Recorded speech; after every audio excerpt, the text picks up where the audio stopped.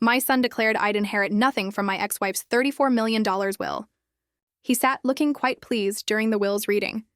Yet when the lawyer spoke a single sentence, he just smirked. You know that feeling when life throws you a curveball? But it's actually a nuclear bomb disguised as a letter? That's what happened to me. I thought my ex-wife, Brianna, had cut me out of her life completely after our brutal divorce, so when her lawyer called me about her will, I expected nothing. But what happened at the reading? Well, it completely shattered my son's smug smile and changed everything I thought I knew about our past. The walls of that office practically shook from the rage. What the hell did she do? It all started on a mundane Tuesday. My hand was cramping from gripping the phone. Mr. Flores, this is Janet Morrison from Morrison, Welsh and Associates. The woman's voice was too careful, too professional, the kind that always precedes bad news. I'm calling regarding Brianna Elizabeth Flores. My heart hammered. Nobody had called Brianna by her full name in my presence for 15 years. What about her? I choked out, a knot tightening in my stomach. Then came the blow. Sir, I'm very sorry to inform you that Mrs. Flores passed away on Tuesday evening. Tuesday evening. 3 days ago. 3 whole days while I'd been wrestling with a leaky sprinkler and a coffee stain. 3 days while the woman I'd once promised forever to, the woman who had shared my life and my son, was just gone. I sank into the kitchen chair, the familiar creak suddenly deafening in the silence. My voice felt alien, distant, as I asked, "How did you get my number?" Your name was listed in Mrs. Flores's personal effects as an emergency contact. I understand you were previously married. Previously married? 22 years boiled down to a legal footnote. Yes, I said automatically. The words wrote from years of forms. We divorced in 2010. I see. Well, there will be a reading of the will following the service. You're named as a beneficiary, so your presence would be appreciated. Beneficiary. The word felt impossible. Brianna had built an empire after our divorce, transforming her small consulting business into something I barely recognized from the newspaper articles. What could she possibly have left me? As Eleanor Henderson's muffled complaints about my sprinklers floated through the wall, I realized they sounded like they came from another world. They were insignificant now. The chapel, I said slowly. Which one did you say? I hung up, but I couldn't move. Couldn't process the simple, terrifying fact that Brianna, vibrant, stubborn, impossible Brianna, was gone. The afternoon light slanted through the window, illuminating dust motes that danced like memories I'd tried so hard to forget. As I sat there, her name, Brianna Elizabeth Flores, echoed in my mind, each syllable pulling me backward through time until I was standing in Murphy's Diner on a snowy February evening in 1987. There she was, a woman in a red wool coat arguing with the manager about his hiring practices. You're telling me you won't consider female applicants because women can't handle the pressure? Her voice cut through the empty restaurant, clear and uncompromising. I stopped mid-bite of my apple pie. She turned slightly, and I saw her profile. Sharp cheekbones, determined jaw, dark hair. She was magnificent in her anger. I secretly hoped the manager would keep arguing, just so I could listen to her tear his logic apart. She slid a business card across the counter. When you change your mind about hiring based on qualifications rather than outdated assumptions, call me. The door chimed as she left, and the diner felt smaller, drained of electricity. That one's trouble, the manager muttered. I stood up, leaving a $5 bill next to my pie. No, I said, surprising myself with my certainty. That one's extraordinary. I memorized the number on her discarded business card before stepping into the freezing February wind. It took me 3 days to work up the courage to call. She answered briskly. Brianna Chen. This is Jerry Flores. We haven't met, but I saw you at Murphy's Diner on Friday night. A pause. Then a smile I could hear. The man with the apple pie who defended my honor to the manager. You left a good tip, too. So, Jerry Flores, what can I do for you? Have dinner with me somewhere better than Murphy's? I asked, a stupid grin spreading across my face. She laughed then. A real laugh. Saturday night, Romano's on 3rd Street, 7 Do. She wore that same red coat, but underneath a black dress that made my pulse race. We talked for 3 hours about everything except business. Her childhood, my job at the power plant, our shared love for old movies. When she laughed at my story about accidentally flooding my apartment, I knew I was falling. 6 months later, I proposed in that same diner. Marry me, Brianna Chen. Make me the luckiest man in Wyoming. She said yes before I'd even finished asking. Our wedding day blazed with September sunshine, the kind of perfect weather that makes promises feel possible. Forever, she whispered, and I believed her completely. Dustin arrived 2 years later, a squalling, red-faced miracle. I remember standing in the hospital room, watching Brianna cradle our son with the same fierce determination she brought to everything else, thinking that this perfect moment, was all I'd ever need. But even then, holding that perfect baby, I noticed how Brianna's eyes occasionally drifted to the business magazine someone had left on the nightstand. As Dustin grew, I began to notice things I'd missed. When he turned 7, Brianna bought him a computer, not a toy, but a real machine worth more than my monthly salary. He needs to understand technology, she'd explained. The future belongs to kids who think digitally. I'd suggested teaching him to fish instead. She'd laughed, but not kindly. We'd moved to Hillcrest Avenue then, a house with 3 bathrooms and a kitchen island bigger than our old apartment. Brianna's firm had landed a huge contract, and suddenly we had money for things I'd never imagined needing. Isn't this wonderful? She'd asked one evening, gesturing at our new dining room with its crystal chandelier. I missed our old kitchen table, scarred from years of Dustin's coloring projects and our late-night conversations. This new table reflected light like a mirror, demanding coasters and placemats. The entertaining started almost immediately. Business associates, potential clients, other successful couples whose conversations revolved around market share and investment strategies. I'd try to contribute, but discussions about hedge funds left me feeling like I was speaking a foreign language, badly. Jerry works at the power plant, Brianna would explain when someone asked, and I heard something new in her voice. Not pride, but an apologetic edge, as if my job required an excuse. Dustin thrived in this new world. At 10, he could discuss computer programming with Brianna's tech-savvy clients. At 12, he was critiquing wine choices at restaurants I couldn't afford. At 14, he rolled his eyes when I suggested family camping trips. "Dad doesn't understand," became his favorite phrase, usually delivered with the exasperated sigh of someone far too sophisticated for mundane concerns. The first real fight came on Dustin's 15th birthday. Brianna planned a party that looked more like a corporate networking event. I'd wanted something simpler, a backyard barbecue. "This is embarrassing," I told her, watching servers arrange elaborate flower arrangements. "He's 15, not 50. "He's growing up in a different world than we did, Jerry," she said, adjusting a centerpiece with the same precision she brought to contract negotiations. "These connections matter. These relationships will shape his future. What about just being a kid?" She turned to face me fully, and for a moment, I saw something cold in her eyes. Calculation where there used to be warmth. Being just a kid is a luxury we can't afford to give him. The world is competitive. Either we prepare him to win, or we prepare him to lose. I thought about my own 15th birthday, fishing with my father, a homemade cake, presents wrapped in newspaper comics. It had been perfect in its simplicity. The party was a success by Brianna's standards. Dustin charmed the adults, received gifts that spoke of serious money. But I caught him once, standing alone by the pool, looking lost among all the sophisticated celebration.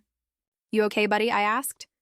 He straightened quickly, slipping back into the persona Brianna had helped him craft. Of course. Why wouldn't I be? But for just a moment, I'd seen the confused little boy underneath all that premature sophistication, and it broke my heart. That party marked the beginning of the end, though I didn't recognize it then. What followed were 10 years of slow-motion disaster, like watching a landslide from the bottom of the mountain. Inevitable, destructive, and impossible to stop. Brianna's business consumed her time, her attention, her soul. Weekend family dinners became conference calls. Vacation plans got canceled. "You don't understand the pressure I'm under," she'd say when I complained about missing another of Dustin's baseball games. "This business supports our lifestyle. Someone has to make the hard choices." But I understood pressure. The kind that came from keeping a power grid running, from making sure thousands of people had electricity. The difference was my pressure served something larger than myself. By the time Dustin graduated high school, he'd become a stranger to me. Brianna had groomed him into her perfect protege, sharp, ambitious, dismissive of anything that didn't advance his prospects. When I suggested he consider trade school along with college applications, he looked at me like I'd suggested he become a medieval serf. Dad, that's exactly the kind of thinking that's holding you back, he said, 17 years old and already talking like a business consultant. You settled for mediocrity. I won't make that mistake. The words hit like physical blows. Settled for mediocrity? As if 25 years of keeping the lights on for our community meant nothing. As if being a steady, present father was somehow shameful. College made everything worse. Dustin chose business school, Brianna's alma mater, naturally, and came home for holidays full of theories about market dynamics and personal optimization. He looked at our house, our life, our values, with barely concealed contempt. You could do more, Dad, he'd say, as if my contentment was a personal failing. Mom started with nothing and built an empire. You've had the same job for 20 years. Some things matter more than money, I'd reply, but he'd already stopped listening. The final explosion came during his senior year. Brianna had been working 100-hour weeks on some massive acquisition deal. I'd been handling everything at home. When she missed Dustin's graduation because of a client crisis, I finally said what had been building for years. This is enough, Brianna. Family has to come first sometimes. She stood in our kitchen, that crystal and granite shrine to success, still wearing her business suit at midnight, checking emails on her phone. Don't you dare lecture me about priorities. Everything we have, everything Dustin's accomplished exists because of my work. What about everything we've lost? I countered, my voice cracking. Like what? She finally looked up from her phone, genuinely puzzled. Like us, like being a family instead of a corporation? She stared at me for a long moment, and I saw my answer in her eyes before she spoke. We weren't a family anymore. We were a business arrangement that had outlived its usefulness. Maybe it's time we stop pretending this is working, she said quietly. The divorce took 6 months. Brianna's lawyers were efficient, professional, devastating. I got the house on Maple Street, our old starter home, and enough money to live modestly. She got everything else, including Dustin's unquestioned loyalty. You're holding him back too, Dustin told me during one of our last conversations before he moved to Denver to work for Brianna's company. All this guilt about family values and simple living. It's toxic. Dad, I can't be around that negativity anymore. I sat alone in my empty house afterward, surrounded by boxes of memories from a life that apparently meant nothing to the people I'd loved most. Now, 15 years later, the afternoon light was fading outside my apartment window. My coffee had grown cold. The ceramic shards from the broken cup still scattered on the floor. Somewhere across town, funeral preparations were underway for the woman who'd once promised me forever, and I had no idea why she'd remembered my name in her will. The 3 days between Janet Morrison's call and the funeral had passed in a strange, suspended state. Each morning I'd considered not going, but each evening found me still committed to paying my respects, whatever the cost. Friday morning arrived gray and cold. Typical May weather in Wyoming. I stood before my bathroom mirror, adjusting the tie I hadn't worn in 5 years, wondering what Brianna would think of the man I'd become. The reflection showed someone older than I felt inside. Silver hair where brown used to be, lines mapping the geography of quiet disappointments. The drive to Riverside Memorial Chapel took 20 minutes, through neighborhoods that told the story of Rock Springs' economic divide. My modest apartment complex gave way to middle-class subdivisions, then to the manicured lawns and stone facades where Brianna's circle lived. The chapel sat on a hill, its Gothic architecture suggesting permanence and prosperity. Cars lined the circular drive, Mercedes sedans, BMW SUVs, a handful of Teslas that probably cost more than I'd made in my best year. I parked my 15-year-old Honda between a Lexus and a Cadillac, feeling like an intruder at someone else's celebration. The chapel's interior whispered money. Mahogany pews, stained glass windows, flowers arranged with artistic precision. At least 200 people filled the space, their conversations creating a low hum of respectful mourning mixed with business networking. I recognized some faces from the business dinners Brianna had dragged me to, but most were strangers from the life she'd built after me. I slipped into a back pew, hoping to remain invisible. But whispers followed my arrival like ripples in still water. A woman in an expensive black suit nudged her companion, pointing discreetly in my direction.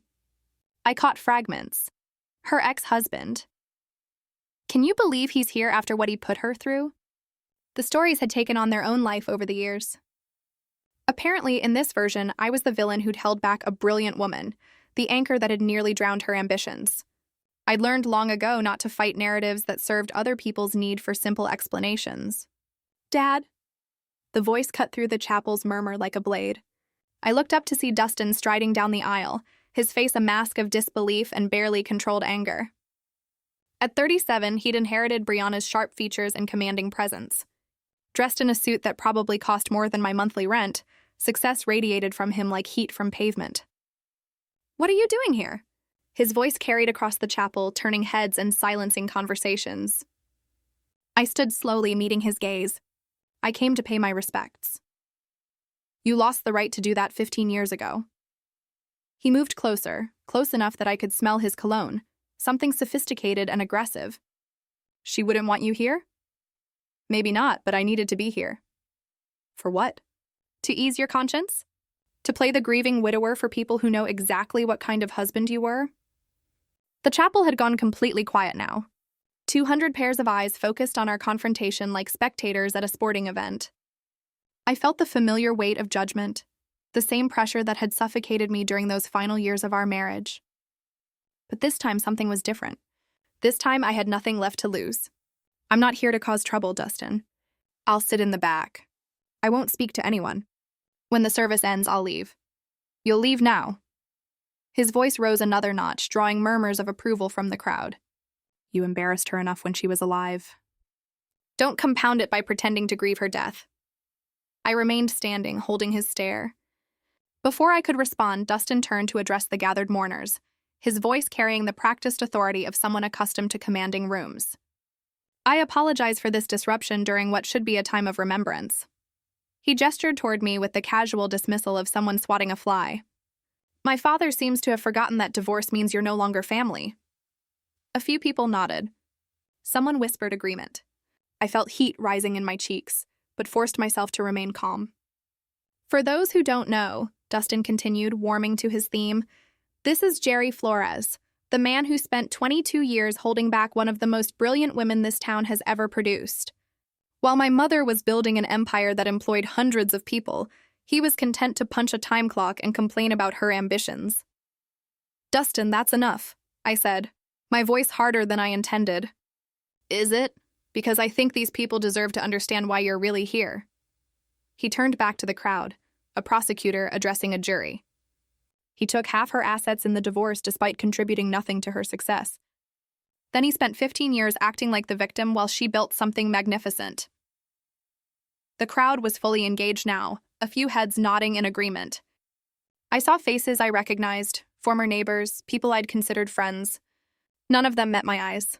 She supported him for years while he refused to grow, refused to take risks, refused to be the partner she deserved. And now that she's gone, he shows up expecting sympathy, expecting to be treated like he mattered in her life. Each word landed like a physical blow, not because they were entirely untrue, but because they reduced 22 years of marriage to a simple story of failure and blame. I thought about defending myself, explaining the complexity of what we'd shared, the love that had existed alongside the growing incompatibility. But what was the point? These people had chosen their narrative long ago. "My mother died building something that will outlast all of us," Dustin concluded, his voice rising with conviction. "She deserved a husband who would have helped her reach those heights, not one who tried to drag her down to his level." The chapel fell silent. I stood there, fully exposed, feeling the weight of 200 judgmental stares. Part of me wanted to walk out, to spare myself the continued humiliation. But another part, the part that had loved Brianna Chen more than anything else in the world, refused to be driven away from her final goodbye. "Are you finished?" I asked quietly. Dustin's eyes flashed with surprise. He'd expected me to crumble, to slink away in shame. When I remained standing, his confidence flickered for just a moment. "I loved your mother for 40 years, I said, my voice carrying clearly through the silent chapel. 22 of them as her husband, 18 more as someone who wished her well, despite everything that went wrong between us. I'm not here to make claims or demand recognition. I'm here because once upon a time, we made promises to each other that mattered, and I choose to honor that memory." I sat back down, folding my hands in my lap. Around me, the silence stretched uncomfortably. Dustin stood frozen in the aisle, apparently unprepared for resistance to his public trial. "The service will begin in 5 minutes," someone announced from the front, probably the funeral director trying to restore order. Dustin shot me one final look of contempt before striding toward the front pew reserved for family. As conversations gradually resumed, I caught fragments of continued gossip. Nerve of some people.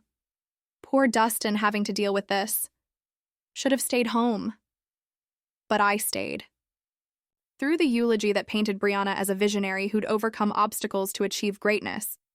Through the readings from business associates who spoke of her leadership and innovation. When it ended, people filed past, offering condolences to Dustin while pointedly ignoring me. Mr. Flores? A man in an expensive suit approached. Dan Morrison from Morrison, Welsh & Associates. Could I have a word? As the last hymn faded and the funeral director stepped forward with closing remarks, I felt the familiar weight of exhaustion settling over me like a heavy coat. The ordeal was nearly over. In a few minutes, I could slip out through the side door, drive home to my quiet apartment, and try to forget this entire humiliating experience. I was reaching for my jacket when Dan Morrison approached. "I'm sorry for your loss," he said, extending his hand. The service was very nice. Brianna would have appreciated it. Indeed, she was quite specific about her final arrangements. He paused, glancing around the emptying chapel. "I wonder if I might have a word with you and Dustin. There are some matters we need to discuss regarding Mrs. Flores's estate." Before I could respond, Dustin appeared at my shoulder, his expression shifting from practiced grief to alert interest. "Dan, finally, I was wondering when we'd handle the business side of things." "Of course, Dustin. These matters require careful attention. I'd like both of you to come to my office for the reading of your mother's will." "Both of us?" Dustin's eyebrows rose. "Is that necessary?" "I mean, he's not—" He gestured vaguely in my direction. "Your father is specifically named in the will, Dustin. His presence is required by law." I felt a flutter of surprise. "Named in the will?" That seemed unlikely given everything that had passed between us. More likely some minor formality, perhaps forgiving an old debt or confirming that I had no claim to her estate. "I don't think that's necessary," I said quietly. "I'm sure it's just a formality." Dan's eyes met mine directly. "I'm afraid I do, Mr. Flores. Mrs. Flores was very specific about who should be present for the reading. Both you and Dustin must be there." Something in his tone suggested this wasn't negotiable. Dustin looked annoyed, but shrugged with the casual confidence of someone who knew he had nothing to worry about. "Fine, let's get this over with." He turned to me with barely concealed impatience. "Try not to make this more difficult than it needs to be." The walk to Dan's office took us 3 blocks through downtown Rock Springs, past buildings that had watched the town's fortunes rise and fall. Dan maintained professional small talk, comments about the weather, the turnout at the service, carefully neutral observations that revealed nothing about what awaited us. His office occupied the top floor of a restored Victorian house. All dark wood and leather-bound books spoke of established success. It was exactly the kind of place Brianna would have chosen. "Please have a seat." Dan gestured toward 2 leather chairs in front of his mahogany desk. Dustin claimed the chair closest to Dan, leaving me the one slightly to the side, which felt appropriate given my peripheral status. Dan settled behind his desk, opening a thick file folder, extracting several legal documents with the careful precision of someone who'd performed this ritual countless times. The afternoon light slanted through tall windows, illuminating dust motes that danced like tiny spirits in the suddenly quiet room. "Before we begin," Dan said, adjusting his glasses, "I want to express my condolences again. Brianna was not only a valued client, but someone I considered a friend. Her loss is deeply felt by everyone who knew her." Dustin nodded solemnly. I remained silent, unsure what response was expected from someone whose relationship with the deceased was so complicated. Dan lifted the top document, several pages bound with a blue backing, and cleared his throat. "This is the last will and testament of Brianna Elizabeth Flores, executed on March 15, 2024, and properly witnessed according to Wyoming state law. The will supersedes all previous wills and codicils." Only 14 months ago, I wondered. What had prompted Brianna to update her will so recently? The will confirms that Mrs. Flores was of sound mind and disposing memory when these documents were prepared, and that she was under no undue influence or coercion. Dan's voice carried the formal cadence of legal proceedings. Dustin leaned forward slightly, his hands clasped, a man preparing to claim his inheritance, to finally step fully into the empire his mother had built. Dan turned to the second page, his reading glasses catching the afternoon light. "I hereby make the following specific bequests and devises," he read, his voice steady and clear. To my beloved son, Dustin Michael Flores, I leave the family home at 847 Hillcrest Avenue, along with all furnishings, artwork, and personal property contained therein. Dustin smiled, a satisfied expression spreading across his face. The Hillcrest house was worth at least $800,000, a substantial property with mountain views. Additionally, Dan continued, I bequeathed to Dustin the sum of $500,000 to be transferred from my primary investment account within 60 days of probate. $500,000 plus the house. I watched Dustin's reaction carefully, noting how his smile flickered slightly around the edges. He was pleased, certainly, but I could see him calculating in his head. $500,000 was significant money, but Brianna's business empire was worth far more than that. Where was the rest? Where was the company? That's wonderful, of course, Dustin said, his voice carrying a note of uncertainty he was trying to mask. But what about Mom's business interests? The company? Dan sat down the first page and lifted the second, his expression remaining professionally neutral. I'm continuing with the specific bequests, Dustin. Please allow me to finish reading the relevant sections. I shifted in my chair, feeling increasingly like an intruder. $500,000 was more money than I'd see in several lifetimes. Combined with the house, Dustin was receiving an inheritance that would set him up comfortably for years. It seemed appropriate, natural even. He was Brianna's son, her chosen successor in life. The bequest to Dustin, Dan continued, includes the following conditions. The inheritance is contingent upon his continued employment with Flores Consulting Solutions for a minimum of 2 years following the date of this will's execution, or until such time as the company is sold or dissolved. Now Dustin looked genuinely confused. Conditions? What kind of conditions? And what do you mean until the company is sold? Who would sell it? I'm reading the will as written, Dustin. These are your mother's words, not mine. A tension I hadn't noticed before began to creep into the room. Dustin's confident posture shifted slightly, his hands unclenching and reclenching in his lap. I found myself leaning forward despite my intention to remain detached. Let me understand this clearly, Dustin said, his voice taking on an edge I recognized from our confrontation at the chapel. I get the house and $500,000, but there are strings attached? And you're talking about the company being sold? That doesn't make sense. Mom would never sell the company. It was her life's work. Dan removed his glasses and cleaned them carefully, a gesture that seemed designed to give everyone a moment to process what they'd heard. When he replaced them, his gaze moved between Dustin and me with an expression I couldn't quite read. Your mother's will contains additional provisions that address the disposition of her remaining assets, he said quietly. The company, her investment portfolio, and several other significant holdings. Well, then let's hear them, Dustin demanded, his patience clearly wearing thin.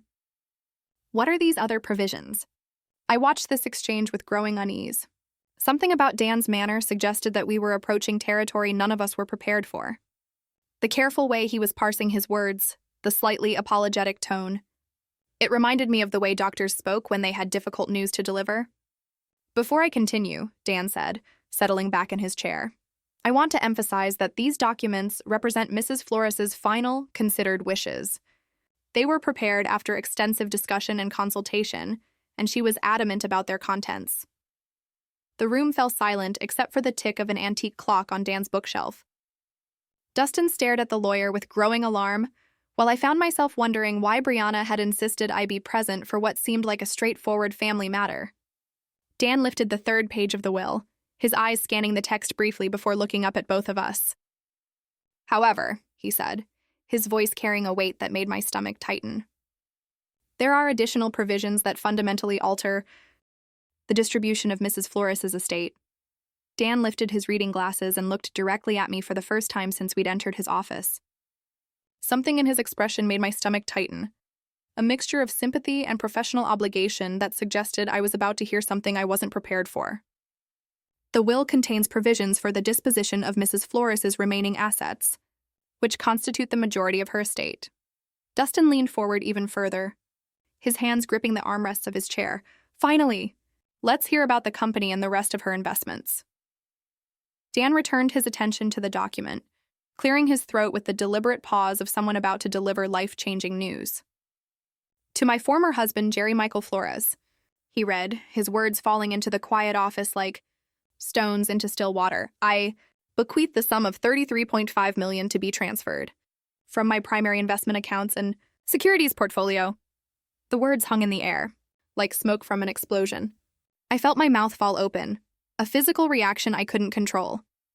$33.5 million. The number was so large it didn't seem real. Didn't seem to apply to someone like me, sitting in a lawyer's office in Rock Springs, Wyoming. There must be some mistake, I managed to say, my voice sounding strange and distant. Did you say 33 million? 33.5 million? Yes. Dan's tone remained professionally neutral, but I caught something in his eyes. Not surprise, but the careful observation of someone watching an expected chaos unfold. Dustin's face had gone completely white, then flushed red, as if his blood couldn't decide which direction to flow. What did you just say? Additionally, Dan continued reading, apparently determined to deliver the complete bombshell. I transfer to Jerry Flores controlling interest in Flores Consulting Solutions, including all subsidiary companies, real estate holdings, and business assets. This transfer includes 65% ownership of all corporate entities and appointment as chairman of the board of directors. I couldn't breathe. The room seemed to tilt sideways, as if the laws of physics had suddenly changed their minds about how the world should work. Controlling interest in Brianna's company, the empire I'd watched her build from nothing, the business that had eventually consumed our marriage, the source of wealth that had made me feel so inadequate. She was giving it all to me. This can't be right. My voice came out as barely a whisper. There has to be some error in the documentation. I assure you, Mr. Flores, there is no error. Dan removed his glasses again, cleaning them with methodical precision. These documents were prepared under Mrs. Flores's direct supervision. She reviewed every word multiple times and confirmed these were her exact wishes. Dustin shot to his feet so abruptly his chair rolled backward and struck the wall. This is impossible. She couldn't. He turned to stare at me with an expression of pure disbelief mixed with something darker. What did you do? How did you manipulate her? I didn't do anything, I said weakly, still trying to process the impossibility of what I'd just heard. I haven't spoken to your mother in 15 years. Bullshit! The word exploded from Dustin like a gunshot. People don't just give away $33 million to their ex-husbands for no reason. You must have gotten to her somehow. Convinced her when she was sick, when she wasn't thinking clearly. Dan's voice cut through Dustin's rising hysteria with professional authority. I can assure you that Mrs. Flores was of completely sound mind when she executed these documents. She underwent a thorough mental competency evaluation specifically to prevent any future challenges to the will's validity. I sat frozen in my chair, watching this scene unfold as if it were happening to someone else. The numbers Dan had read, 33.5 million, controlling interest in a multi-million-dollar company, belonged in a different universe than the one where I worried about grocery bills and car repairs. But why? I asked, the question emerging from some deep place of confusion and disbelief. Why would she do this? Dan gathered the will documents into a neat stack, his movements careful and deliberate. Mrs. Flores left specific instructions regarding that question, Mr. Flores. She asked me to share a personal message with you after reading these provisions. Dustin's face contorted with rage and betrayal. A personal message? She left him a personal message, but cut me out of everything that mattered. You received a substantial inheritance, Dustin, Dan replied calmly. $500,000 and a valuable property represent more wealth than most people see in their lifetimes. Compared to what he's getting, Dustin pointed at me with a shaking finger. You're talking about hundreds of millions in total assets. The company alone is worth more than everything else combined. The room pulsed with tension so thick I could taste it. Somewhere in the back of my mind, I realized that my entire life had just changed in ways I couldn't begin to comprehend. But all I could focus on was the impossible fact that Brianna, stubborn, ambitious Brianna, who had grown to resent everything I represented, had somehow decided to give me everything she'd built. That's when Dustin completely lost control. This is fraud, he screamed, his voice cracking with rage. Criminal fraud! She was manipulated, coerced, mentally compromised. He whirled toward me, his face twisted with fury and disbelief. You did something to her. There's no other explanation. I shrank back in my chair, overwhelmed by the violence of his reaction. Dustin, I swear to you I had no contact with your mother. I didn't even know she was sick. Liar! He slammed his palm against Dan's desk, sending papers scattering. Nobody gives away everything they've built to someone who abandoned their family. Someone who couldn't even be bothered to call when she was dying. She didn't abandon anyone, I said quietly, finding some small reserve of strength. Our marriage ended, but that doesn't mean it. It means exactly that. Dustin's voice rose to a near shriek. You walked away from us. You took your pathetic settlement and disappeared into your pathetic little life while she built an empire. And now you want me to believe she just decided to hand it all over to you? Dan's voice cut through the chaos with professional authority. Mr. Flores, Dustin, I understand this is difficult news, but I must insist you control yourself. These are your mother's clearly stated wishes, executed with full legal authority. Dustin spun toward the lawyer, his eyes blazing. I want every document examined. I want psychiatric evaluations. I want to know every single contact this man had with my mother in the past 5 years. There were no contacts, Dan replied calmly. Mrs. Flores made that very clear when she explained her decision. Explained her decision? Dustin's laugh was bitter and sharp. So she did explain why she decided to betray her only son and give everything to the man who ruined her first marriage? She left a personal message for your father. Yes. The word father seemed to hit Dustin like a physical blow. For just a moment, his rage flickered, and something else showed through. A pain so deep it made my chest ache. Then the fury returned, doubled in intensity. He's not my father, Dustin snarled. My father would have been there when she needed him. My father would have supported her dreams instead of trying to drag her down. He turned back to me, his face contorted with years of accumulated resentment. You are nothing but a failed man who couldn't handle being married to someone better than you. Each word landed like a knife thrust. Not because they were entirely false, but because they contained enough truth to draw blood. I had felt inadequate during those final years. I had struggled with Brianna's success. I had been the one who couldn't adapt to the world she was creating. Maybe you're right, I said quietly. Maybe I wasn't the husband she deserved. But I never asked for this. I never expected this. Expected? Dustin's voice climbed another octave. You orchestrated this. Somehow, some way, you got to her when she was vulnerable. When she was sick or scared or, that's enough, Dan interrupted, his professional patience finally showing strain. Mrs. Flores was neither sick nor vulnerable when she made these decisions. She was, in fact, more determined and clear-minded than I'd ever seen her. Then why? Dustin demanded, his voice breaking slightly. Why would she do this to me? I was everything she wanted me to be. I worked for her company. I lived the life she planned for me. I became the son she could be proud of. The pain in his voice cut through my own shock. Despite everything, the years of hostility, the public humiliation, the bitter accusations, I saw him clearly for a moment. A man who had spent his entire adult life trying to earn his mother's approval, only to discover she'd given her ultimate validation to someone else. She left a message explaining her reasoning, Dan said gently. Would you like me to read it? Dustin's hands were shaking now, his whole body vibrating with suppressed rage and grief. A message? She couldn't explain it to my face, but she left a message for him. The message addresses both of you, actually. It was meant to be shared after the will reading. I found my voice, though it came out hoarse and uncertain. Maybe we should hear what she had to say. Dustin's eyes locked on mine with pure hatred. You have no right to make decisions here. You have no right to any of this. But even as he spoke, I could see the desperate need in his expression, the need to understand why his mother had chosen to shatter everything he'd believed about his place in her world. Dan was already reaching for another envelope, one with personal message written across it in Brianna's familiar handwriting. He raised his hand, commanding silence with the authority of someone accustomed to controlling emotional courtrooms. Enough, both of you. Before this goes any further, I have something that will explain everything. He opened the manila envelope, extracting several pages of cream-colored stationery. Brianna knew this moment would be difficult. She asked me to read this personal message after the will was announced. Dustin slumped back into his chair, his rage momentarily displaced by desperate curiosity. I remained frozen, afraid to hope for understanding, but desperate for any explanation that might make sense of this impossible situation. Dan cleared his throat and began reading in Brianna's own words. My dearest Jerry, if you're hearing this, it means I'm gone. And you're probably sitting in Dan's office wondering if the entire world has lost its mind. I can picture your face, that expression you used to get when I'd rearrange the living room furniture without warning. confused but trying to be polite about it. Despite everything, I felt my lips curve into the ghost of a smile. She'd captured that expression perfectly, and somehow, hearing her voice through Dan's reading made her feel present in the room.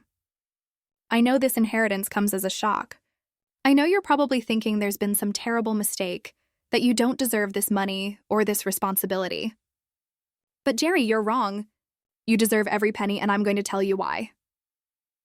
Dan paused, glancing up at both of us before continuing. I never stopped loving you. Not during our worst fights, not during the divorce proceedings, not during these 15 years of stubborn silence. I was angry with you for not understanding my ambitions, but I was angrier with myself for choosing those ambitions over our marriage. You tried to save us, Jerry. You begged me to find balance, to remember what mattered. I was too proud and too afraid to listen. The words hit me like physical blows. I felt tears starting, hot and unexpected, as decades of guilt and regret crystallized into this moment of impossible absolution. Dustin, the message continued, and I saw my son's head snap up at hearing his name. My beautiful, brilliant boy, I know you're furious right now, probably convinced your father somehow manipulated me. But sweetheart, you're not ready for this inheritance. Not yet. Dustin's face went white, then red, cycling through emotions too quickly to track. You've lived your entire adult life in the shadow of my success, accepting the benefits without understanding the responsibility. You've never had to build something from nothing. Never had to make the hard choices that wealth requires. More importantly, you've spent 15 years hating a good man for crimes he never committed. That's not true, Dustin whispered, but his voice lacked conviction. Dan continued reading. Jerry taught me about character, about integrity, about the kind of strength that doesn't need to prove itself through cruelty or judgment. I forgot those lessons when I chose money over marriage, business over love. But I never forgot the man who taught them to me. I was crying openly now, not caring how it looked. Brianna's words were rebuilding something inside me that I thought was permanently broken. The sense that I had value, that my quiet life of dignity and service meant something. Dustin, you have received enough to live comfortably and explore who you might become without the weight of unlimited wealth. Learn to build something yourself. Learn to value people over profit. Learn to forgive your father for the crime of being human and imperfect. Dustin made a sound like a wounded animal, but whether from rage or pain, I couldn't tell. Jerry, you're inheriting more than money. You're inheriting the chance to do what I should have done, to use wealth as a tool for good, rather than a weapon for proving superiority. I trust you because you never wanted this, because you'll never use it to hurt people the way I sometimes did. The message continued for several more paragraphs, outlining practical arrangements and expressing hopes for both our futures. But the core message was clear. Brianna had chosen love over entitlement, character over expectation, wisdom over wealth. When Dan finished reading, the office fell into profound silence. I sat with tears on my cheeks, overwhelmed by the gift of knowing that Brianna had loved me until the end. Dustin stared at the floor, his entire worldview crumbling around him. Finally, Dan folded the letter carefully and placed it back in its envelope. She asked me to give this to you, Jerry. The original is yours to keep. I reached for the letter with trembling hands, holding the last conversation I would ever have with the woman who had shaped my life in ways both beautiful and painful. The weight of Brianna's words settled over the office like dust after an explosion. For several minutes, none of us spoke. I held her letter against my chest, feeling the physical reality of her final gift.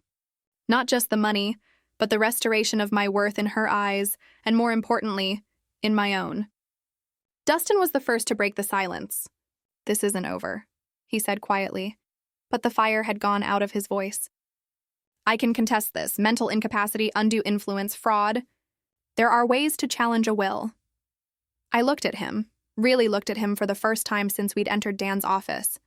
I saw a man who had spent his entire life expecting the world to bend to his wishes, who had never learned that love couldn't be inherited or demanded, only earned. You could try, I said gently. But your mother was right, Dustin. You're not ready for this responsibility. And you are? His laugh was bitter, hollow. You're a nobody, Dad.